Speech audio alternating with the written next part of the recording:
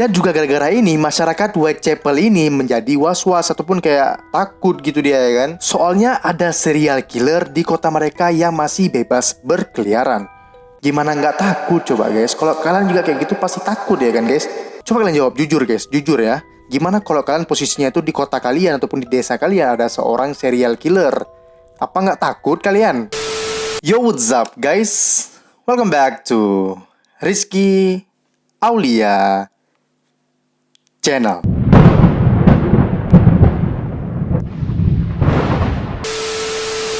Jadi guys, di video sebelumnya ada yang komen, terus dia minta untuk dibuatin kasus tentang si Jack the Ripper. Jadi guys, hari ini kita akan membahas sebuah kasus yang sudah sangat-sangat legend banget. Dia ini adalah legendnya legend di dunia kriminal. Buat kalian pecinta kasus kriminal mungkin udah nggak asing lagi dengan nama Jack the Ripper ini. Hari ini gue bakalan bahas tentang kasusnya si Jack the Ripper ini guys. Ya sebenarnya gue udah tahu ya kan kalau kasus ini udah banyak banget dibahas di channel manapun. Ya channel ini bahas Jack the Ripper udah bahas ya kan, di channel yang ini udah bahas Jack the Ripper. Tapi karena ada yang minta untuk dibuatin kasus tentang si Jack the Ripper ini, ya udah ya guys ya, kita hari ini akan membahas Jack the Ripper ini. Jadi seperti yang gue bilang tadi, kalau si Jack the Ripper ini memang sudah sangat-sangat melegenda banget. Tapi guys, dia ini bukan melegendanya itu dalam hal kebaikan gitu ya kan, tapi dia ini melegendanya itu karena keburukannya. Nah, Jack the Ripper ini sampai udah berapa ya, hampir 100 tahun lebih ini gak ada yang tahu siapa pelaku sebenarnya. Tapi ya ada beberapa tersangka yang kemungkinan besar itu dia adalah si Jack the Ripper. Nanti gue bakalan kasih tahu siapa saja tersangkanya guys. Bahkan kalian tahu guys, si Jack the Ripper ini sampai pernah kirim surat ke kantor kepolisian. Dan tujuannya itu buat ngeceng-ngecengin polisi aja gitu. Inti dari surat itu kayak si Jack the Ripper ini tulis gini deh guys.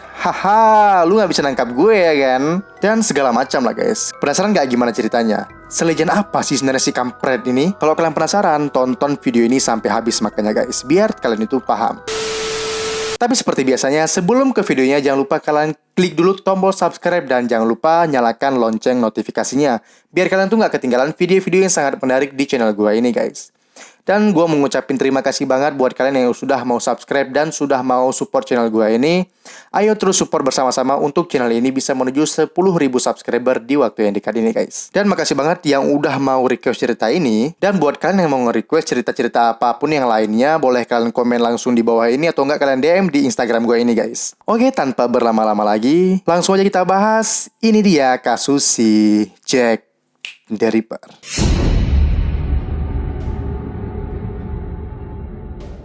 Nah, kejadiannya ini bermula pada tahun 1888. Jadi ya kasus ini udah lama banget guys, sekitar 100 tahun yang lalu gitu. Tapi kasusnya itu masih terkenal sampai sekarang ini. Kalian bayangin coba. Jadi kejadian itu di Inggris, tepatnya di kota Whitechapel. Nah, sekedar informasi buat kalian, kota Whitechapel ini memang daerahnya itu tingkat kekerasannya itu sangat tinggi. Dan juga tingkat kejahatan di kota itu juga sangat-sangat tinggi guys. Bahkan kotanya itu overpopulation. Kotanya itu kecil tapi penduduknya itu terlalu padat gitu guys. Nah, udah gitu kalau misalnya kalian ke sana terus lihat ada orang dipukulin jalan tuh udah biasa di sana guys. Ya karena emang kotanya ini udah keras banget memang gitu. Orang mabuk mukulin orang ya udah biasa. Orang mabuk dipukulin juga ya udah biasa juga di kota ini. Terus juga di kota itu penculikan di mana-mana gitu ya kan. Dan bahkan guys, 55% bayi di sana itu nggak nyampe umur 5 tahun dia itu udah meninggal. Ada yang diculik, ada yang sengaja dicabut nyawanya gitu ya kan. Udah kayak malaikat aja gitu. Ya tujuannya karena mereka tuh ada yang nggak sanggup buat urus anaknya. Ya bisa dikatakan ekonomi di kota Whitechapel ini sangat-sangat buruk guys. Dan juga banyak orang yang nggak mampu di sana. Ya cobalah kalian bayangin guys, 55% tuh gede banget loh guys, bukan angka yang kecil. 55% itu gede banget. Dan hampir kebanyakan wanita di sana itu pekerjaannya itu adalah kupu-kupu malam. Karena seperti gue bilang tadi, memang ekonomi di kota Whitechapel ini sangat-sangat buruk. Jadi untuk menyambung hidup mereka itu ya wanita-wanita ini harus menjadi kupu-kupu malam.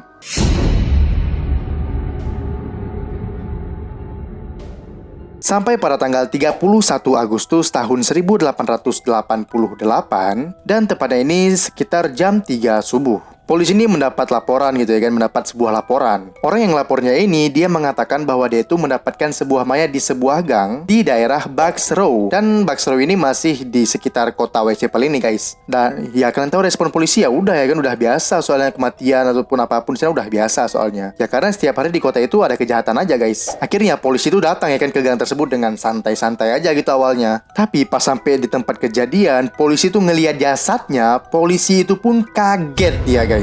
Karena jasadnya itu benar-benar seperti yang nggak dipikirkan oleh manusia. Pokoknya nggak kepikirkan kita gitu guys. Karena jasadnya itu benar-benar dalam kondisi yang sangat-sangat tragis. Nggak kepikiran kita gitu guys. Gue nggak bisa deskripsikan di sini karena ini tuh benar-benar sangat-sangat mengerikan guys. Jadi mohon maaf gue nggak bisa deskripsikan gimana guys. Nah pada saat itu ya kan polisi ini kaget dia. Soalnya dia sebelumnya nggak pernah nemu mayat kayak gini. Ya biasanya polisi itu cuma lihat kayak mayat yang udah diambil nyawanya biasa aja gitu kan. Nggak kayak juga sih ya kan. Tapi yang nggak separah itulah jasadnya. Kalau biasanya kan ya cuman mati gitu ya kan, udah selesai, kayak dipukulin orang udah selesai. Tapi ini lebih parah daripada itu guys. Setelah itu polisi pun langsung saja menghubungi pihak detektif. Ya udah ya kan, si detektif ini langsung datang ke tempat itu. Terus dia identifikasi jasadnya. Dan jasadnya itu adalah seorang wanita yang bernama Mary Ann Nichols. Detektif ini langsung nanya ke orang yang nemuin pertama gitu kan. Polisi tuh tanya gitu ya kan, kamu lihat nggak sebelumnya ada siapa di sini? Terus gimana kronologinya sampai bisa kamu nemuin jasad ini? Terus si orang yang nemuin ini dia jawab, saya nggak lihat siapa-siapa di sini pak. Saya cuma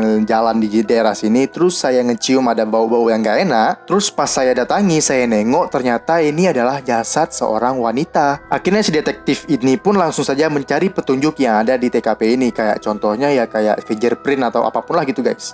Tapi sayangnya detektif ini nggak nemu apa-apa guys. Bener-bener bersih soalnya mainnya guys, nggak ada tanda ataupun petunjuk apapun di situ. Ya udah ya kan, tapi tetap investigasi ini tetap masih berlanjut. Akhirnya detektif ini pun menanya-nanya orang di sekitar, siapa tahu mereka ngeliat gitu ya kan.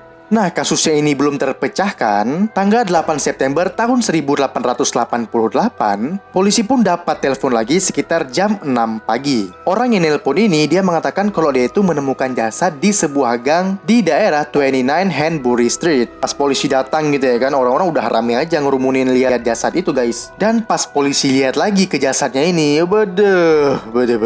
Kondisinya itu udah benar-benar gak masuk akal guys. Maksudnya kok ada ya orang kepikiran sampai ngelakuin hal parah ini loh. Kali ini korbannya itu seorang wanita juga yang bernama Annie Chapman. Akhirnya polisi pun datang lagi nih kan, atau enggak si detektif itu langsung saja mengerjakan tugasnya, yaitu mengidentifikasi. Yang pertama kali detektif ini lakukan yaitu untuk bertanya-tanya kepada orang sekitar. Terus ada seorang warga yang bernama Elizabeth. Dia bilang kepada polisi kalau dia itu sempat melihat Annie ini sedang mengobrol sama seorang pria. Pria ini pakaiannya itu serba hitam, terus pakai overcoat juga hitam, pakai celana hitam, sepatu hitam, dia juga pakai topi hitam. Mereka kelihatan ngobrol di dekat sini sekitar jam setengah 6 pagi. Tapi ya si Elizabeth ini nggak ngelihat mukanya guys. Karena kan si pria ini kan pakai topi gitu kan, dia kayak ketutupan gitu.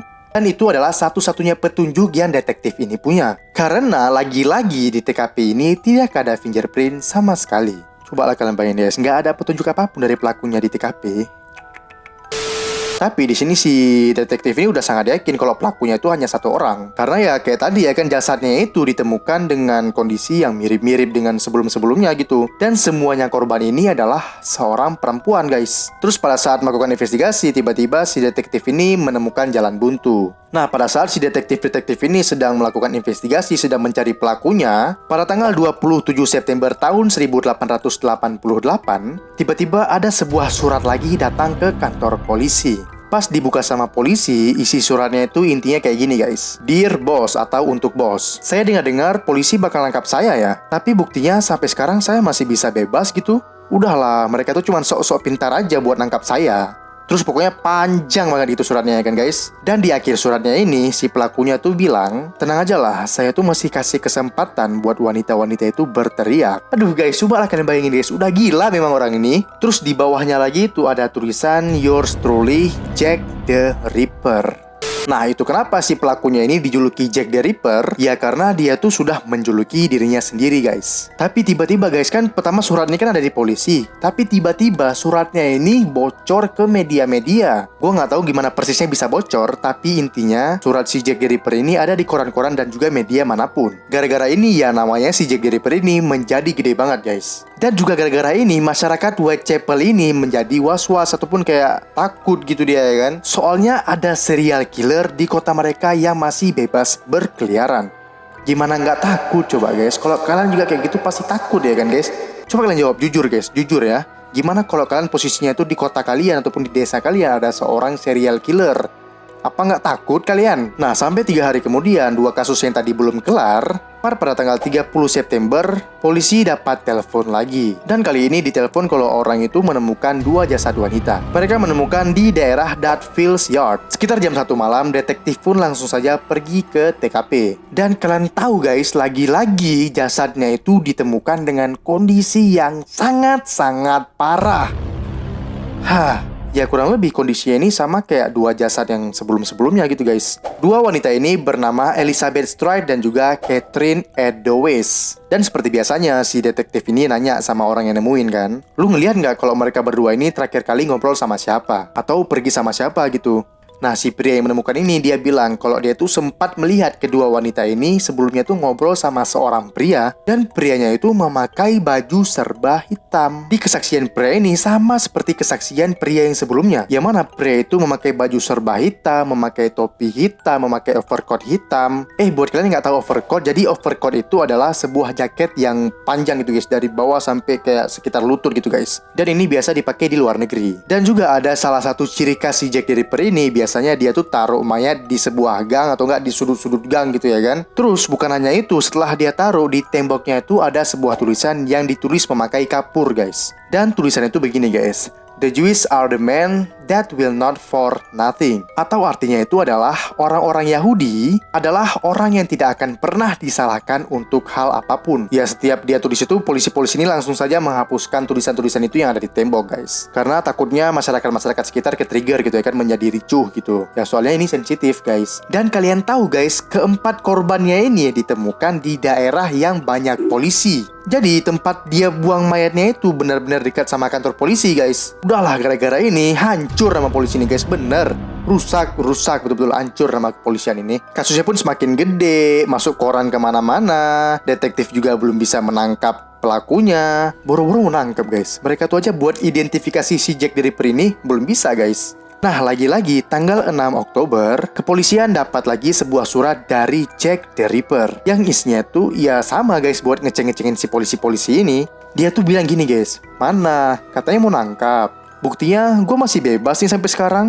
Dia tuh nantang guys, nantang polisi dia. Gara-gara surat itu, kepolisian sana pun habis kesabarannya. Mereka mutusin untuk pergi ke rumah warga satu-satu dan ngetokin pintu-pintu warga. Mereka setiap mengetok itu bertanya kepada warga-warga di sekitar, mereka pernah ngelihat orang ini atau enggak. Dengan tujuan mereka tuh mau bertanya kepada orang-orang, pernah nggak ngelihat kejadian ini ataupun siapa pelakunya. Tapi tetap aja guys, sayangnya tidak membuahkan hasil. Nah setelah itu kayak di kota Whitechapel ini tentram-tentram aja. Kalau bisa dihitung-hitung selama sebulan itu udah nggak terjadi apa-apa di kota Whitechapel ini. Dan di sini polisi dan juga detektif tuh kayak berharap gitu ya kan. Wah semoga pelakunya ini udah meninggal ya kan, atau enggak pelakunya ini udah ditangkap tapi dengan kasus lain. Tapi itu cuman harapan guys. Sebulan kemudian polisi ini dapat telepon lagi. Dan yang nelpon ini adalah seorang pria. Pria ini mengatakan kalau dia menemukan seorang wanita yang bernama Mary Jane meninggal di tempat tidurnya. Polisi langsung datang ke rumah Mary Jane ini dan polisi itu melihat kondisi jasadnya si Mary Jane ini. Bisa dibilang guys, kondisi si Mary Jane ini yang sangat-sangat parah daripada yang sebelum-sebelumnya. Aduh.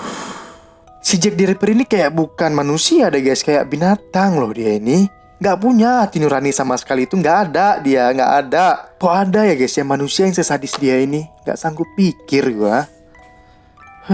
Kayaknya ini adalah serial killer yang paling sadis ya guys ya. Menurut kalian gimana guys? Apakah dia yang paling sadis atau ada lagi guys? Coba kalian komen. Tapi guys, lagi-lagi para detektif ini tidak menemukan petunjuk apapun di TKP-nya si Mary Jane. Oh ya guys, gue lupa bilang ya guys ya, kalau ternyata 5 jasad tadi ini adalah seorang kupu-kupu malam. Ya, dengan kata lain ya, mereka ini bekerja sebagai wanita penghibur terus dibayar gitu guys. Kalian tahu lah maksudnya gimana ya kan? Pasti tahu. Nah, sampai akhirnya hal yang sangat menyedihkan pun datang kepada para detektif ini. Karena para detektif yang memimpin kasus ini diundur dari kasus ini.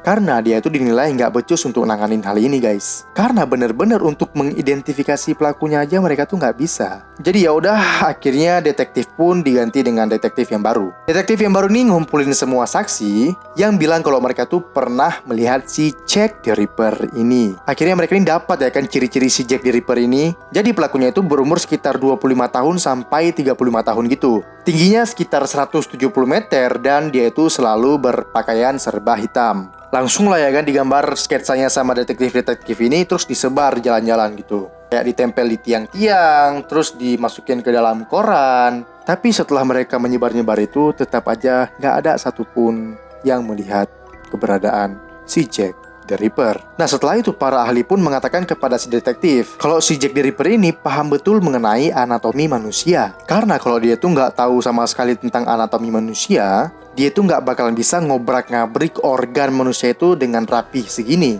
Nah dari teori ini pun para detektif ini mendapatkan beberapa tersangka.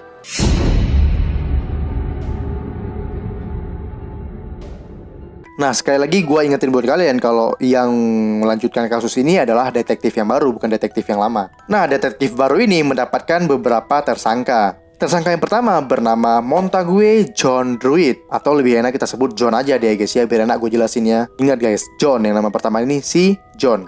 Nah, si John ini bekerja sehari-hari sebagai pengacara. Tapi si John ini sangat terobsesi dengan namanya operasi ataupun bedah manusia gitu. Udah gitu sepupunya si John ini ataupun omnya si John ini adalah seorang ahli bedah. Jadi sehari-harinya si John ini dikelilingi oleh dokter ahli bedah. Nah kenapa sih dia ini jadi tersangka gitu kan? Nah karena di tanggal pertamanya korban Jack the Ripper, detektif mendapatkan kalau si John ini tinggal di dekat lokasi pembunuhan itu. Tadi gue lupa alamatnya apa, tapi yang jelas alamatnya itu dekat dengan ya TKP tempat korban pertamanya itu guys. Udah gitu kata sepupunya si John ini, beberapa hari setelah jasad pertama si Jack the Ripper ini ditemukan, mamanya si John ini menjadi gila. Dan mamanya si John ini mengatakan kalau anaknya itu adalah Jack the Ripper. Dan mamanya ini mengatakan kalau dia itu yang ngelakuin semuanya. Dan gak cuma itu, setelah korban pertamanya tadi si Jack the Ripper, si John ini pun menghilang gitu aja. Gak ada kabar sama sekali. Dan tepat sebulan setelah ditemukan korban terakhir yaitu si Mary Jane, John ini ditemukan sudah bunuh diri.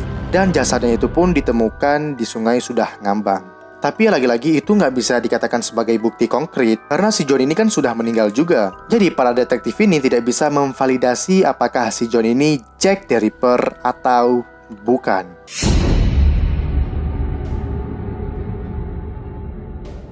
Tersangka kedua ini bernama Aaron Kominski. Nah, yang paling pertama gue bilang kenapa si Aaron ini bisa menjadi tersangka? Ya karena ciri-ciri badannya, tingginya, dia juga pakai overcoat hitam, dan semuanya ini persis kayak ciri-ciri Jack the Ripper. Dan juga dia tuh berkulit putih, bahkan dia itu juga orang Yahudi guys. Kalian ingat nggak tadi guys yang kayak ada tulisan di sebuah dinding yang bertuliskan bahwa orang Yahudi itu nggak bisa disalahkan dalam hal apapun. Udah gitu, si Aaron ini sangat-sangat benci dengan PSK. Dan juga di hari kejadian di mana si Catherine dan juga si Elizabeth itu ditemukan, para detektif menemukan sebuah selendang yang ternyata ini adalah milik si Aaron. Jadi waktu itu si detektif yang lama ini sempat nanya kepada si Aaron ya kan. Mereka tuh kayak nanya, ini kan selendang lu ya kan Aaron? Kenapa selendang lu bisa ada di TKP gini? Terus si Aaron bilang dia nggak tahu apa-apa. Saya tadi cuma pergi sama si Catherine dan juga Elizabeth bertiga aja. Itu adalah alibinya si Aaron. Dan karena juga para detektif ini tidak bisa menemukan bukti apapun, jadi pada saat itu si Aaron dilepasin begitu aja. Dan juga lagi-lagi nggak ada bukti yang sangat kuat untuk bisa menangkap si Aaron ini. Karena ya gimana ya guys ya, cuma ada selendang di TKP itu. Ya bisa aja kan kalau selendang itu memang udah dari situ, baru kejadian si Catherine dan juga Elizabeth ini meninggal. Atau enggak waktu mereka bertiga ini lagi pergi ya kan, selendang si Aaron ini nggak sengaja jatuh di situ. Ya masih banyak lah kemungkinannya guys. Jadi kalau menurut gue yang nomor 2 ini kurang bisa disebut sebagai pelakunya guys.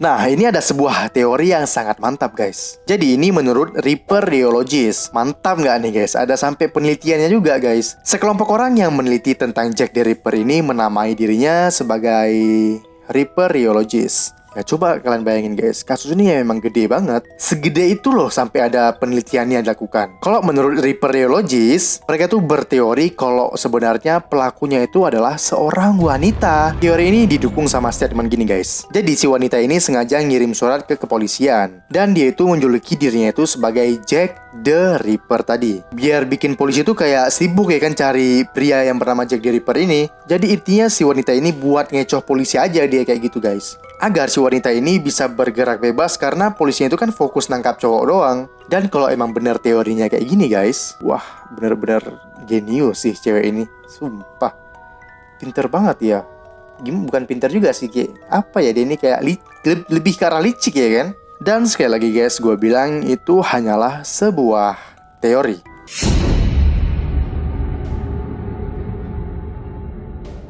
Nah, ada lagi satu tersangka yang menurut gua ini kemungkinan besar dia adalah Jack the Ripper. Tersangka ini bernama James Maybrick. Jadi pada saat itu si James Maybrick ini sudah meninggal, yakni beberapa tahun setelah korban si Jack the Ripper ini, yaitu si Mary Jane, ditemukan. Setelah itu tiba-tiba istrinya si James ini datang ke kantor polisi dan membawa sebuah surat. Dan kata istrinya kalau dia itu nemuin surat ini di bawah meja kerjanya si James Maybrick. Akhirnya dikasih akan suratnya ke pak polisi. Terus pas dilihat sama polisi isi suratnya, di dalam surat itu ada tulisan yours truly Jack the Ripper. Dan suratnya itu ya sama kayak tadi, jenisnya itu kayak buat ngecek-ngecekin polisi gitu guys. Dan pada saat dicek sama para ahli, pada saat mereka ini ngecek keasliannya gitu ya kan, katanya surat itu betul-betul asli memang. Dan pada saat mereka tuh ngebandingin tulisan si James Maybrick ini dan juga tulisan si Jack the Ripper, betul-betul cocok tulisannya guys. Gak cuma itu aja guys, si istrinya ini juga bawa sebuah arloji.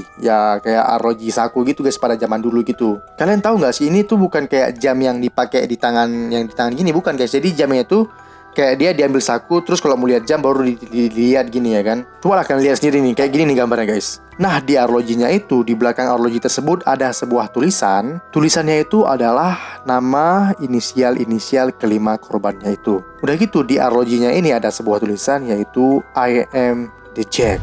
Ya tapi kan lagi-lagi kasus sebesar ini banyak banget ya kan orang yang mau terkenal gara-gara kasus ini. Jadi bisa aja kalau itu dibuat-buat ya kan. Bisa aja guys, bisa aja. Tapi kalau ini nggak dibuat-buat, ya yang paling mendekati itu adalah si James Maybrick ini.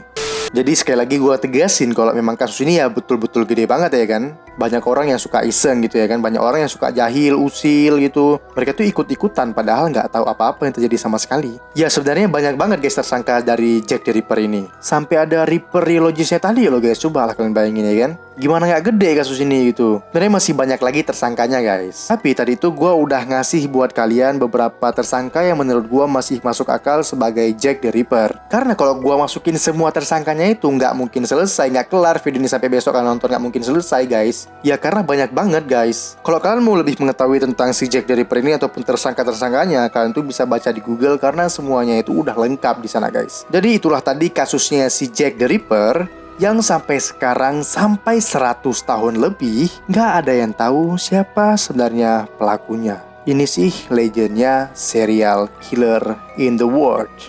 Nah, gimana menurut kalian guys? Coba, kalian punya teori apa lagi mengenai si Jack the Ripper ini guys? Nah, kalau menurut kalian, siapa pelakunya dari beberapa tersangka yang udah gue sebutin tadi guys? Coba, menurut kalian siapa yang paling cocok untuk dijadikan tersangka? Atau enggak kalian pernah baca artikel-artikel ataupun cerita-cerita yang lain kalau pelakunya itu siapa sebenarnya guys? Langsung aja kalian komen di bawah ini guys. Soalnya kita biar berteori bersama-sama gitu ya kan. Nah, jika kalian suka sama video ini, jangan lupa kalian klik tombol like dan share video ini sebanyak-banyaknya. Dan yang paling penting, jangan lupa kalian klik tombol subscribe dan nyalakan lonceng notifikasinya. Sekian dari video ini, semoga kalian bisa terhibur dengan cerita gue ini. Terus ya mungkin juga kalian itu bisa lebih paham tentang kasus si Jack the Ripper ini. Ya walaupun sedikit ya nggak apa-apa lah. Gue Rizky Aulia, sampai jumpa di video-video selanjutnya. Bye-bye.